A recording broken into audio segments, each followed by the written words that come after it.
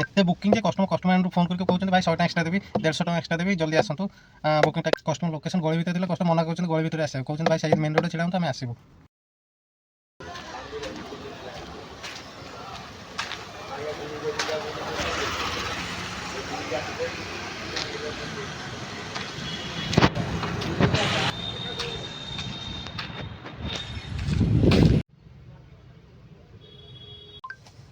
हाय सांग मैंने केमी अच्छा समस्ते आशा कर समस्ते भल थे सांग मैंने आउ एक फ्रेश वीडियो आपको स्वागत। बर्तमान बाहागर सीजन ठीक ठाक स्टार्ट हो गलानी आमर बुकिंग भी धीरे धीरे बढ़िया लगी कह लास्ट 2-3 मास जो हिसाब से चलूला ताठू बहुत भल बुकिंग हो बर्तमान। तो आज सका सका मुझे लॉगिन करदे उबेर लॉगिन करके मुझे झारपड़ा ब्रिज पाखापाखि बसी जे मोर प्रथम बुकिंग बाजिनी सांग मैंने टाइम बर्तमान 9टा है पाखापाखि 10 मिनट हम मुझे लॉगिन कर बुकिंग एजे बाजिनी। तो देखा जाऊ केत बुकिंग बाहर आशा कर जल्दी बाजिज कहीं बुकिंग ठीक ठाक हो 9टा है मैंने ऑफिशियल टाइम स्टार्ट हो गलानी। तो भिडियोटी संपूर्ण देखूँ आज रनिंग केमती कौन हो केतना सीएनजी जाऊँगी केते किलोमीटर गाड़ी रनिंग कर टोटाल जापर। फाइनाली प्रथम बुकिंगटा आसीगला उबेर कस्टमर को झारपड़ा जेल रोड पिकअप करके नहीं जी एजी छक पाखापाखि चलता कस्टमर को पिकअप करिया। कस्टमर लोकेशन आसी वेट कर कस्टमर आसो के पिकअप करेंगे बेले बेले एमती कस्टमर लोकेशन आसिक पहुँची जाइए सीटे गाड़ी रखिए सेमती सुविधा भी नथिबो तथापि आसिक आम छिड़ा 10-15 मिनट कस्टमर आसमती लेट करती एपटे सिक्यूरीटी गार्ड भी कहे जे गाड़ी ये साइड करूँ ये गाड़ी रखेबनी देखला कस्टमर भी लेट करेंगे से सब ये बहुत पिकअप करने असुविधा हुए।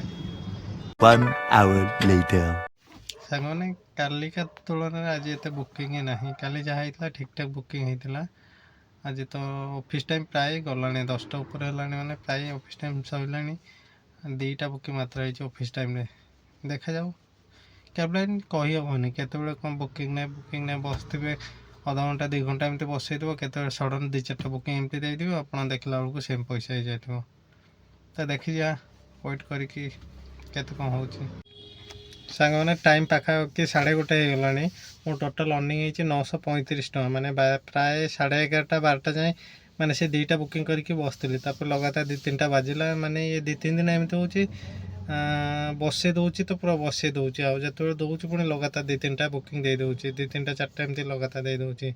तो से हिसाब से माने टोटाल मोर हो 935 बोधे मो स्क्रीनशॉट देदेवी आपने जापर।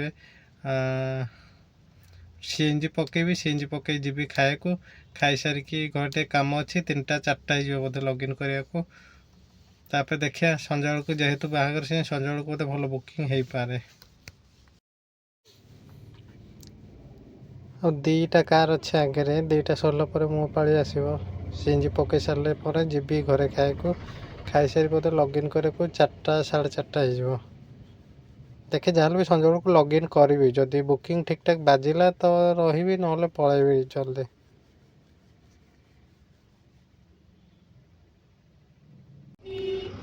खाई सारिकी लॉगिन कले पाखापाखि घंटे ऊपर हम ए जाए कि बाजिनी कौन करिया वेट करा पड़ो। काली भी सेमती बहुत समय बसई देता जो बाजिला जे रात कंटिन्यू बाजी चलला ता छड़ा सर्च लगी माने छोट छोट बुकिंग भल पैसा मिलता देखे आज भी हो पारे काले।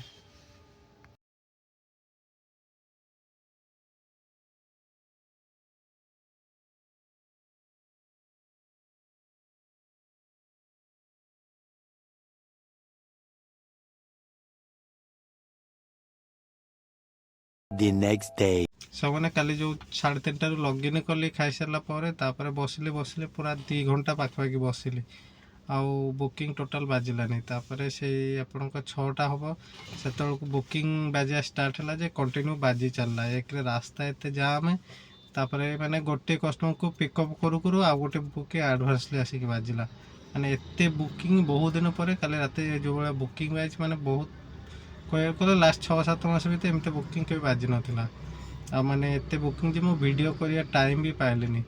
तो मो सकाळे फास्ट हाफ करी 935 टका ଆଉ ତାପରେ ତ ଖାଇସାରିକି ଯାହା ସେଞ୍ଜି ଫେଞ୍ଜି ପକେଇକି ସେ ବସିଥିଲି। ତାପରେ ଟୋଟାଲ୍ ମୋର ଅର୍ଣ୍ଣିଂ ହେଇଛି କାଲି ରାତି 11 ଯାଏଁ ମୁଁ ଡ୍ୟୁଟି କଲି। 11 ମାନେ ସେ 10:30 ଯାଏଁ ଘରେ ପହଞ୍ଚୁ 11 ହେଇଗଲା।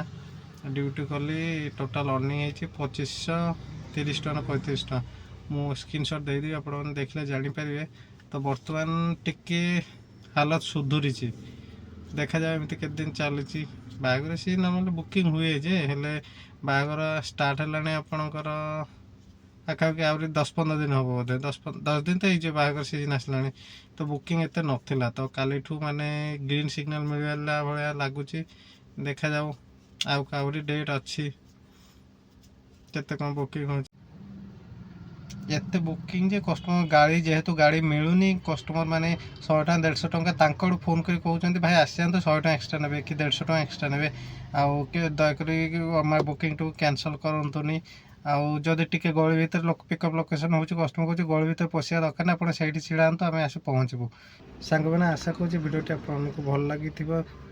ଭୁବନେଶ୍ୱର ଓଲାବେର ବିଷୟରେ ନୂଆ କିଛି ଜାଣିବା ପାଇଁ ମିଳିଥିବ, ବେପାର କେମିତି କ'ଣ ହେଉଛି ସେ ବିଷୟରେ ନିହାତି ଆପଣ ଜାଣିପାରିଥିବେ। ଭିଡ଼ିଓଟି ନିହାତି ଯଦି ଭଲ ଲାଗିଥିବ ଦୟାକରି ଚ୍ୟାନେଲଟିକୁ ସବସ୍କ୍ରାଇବ୍ କରିଦେବେ। ଲାଇକ୍, ସେୟାର, କମେଣ୍ଟ କରିବାକୁ ଜମାରୁ ଭୁଲିବେନି। ରହିଲି, ନମସ୍କାର, ଜୟ ଜଗନ୍ନାଥ।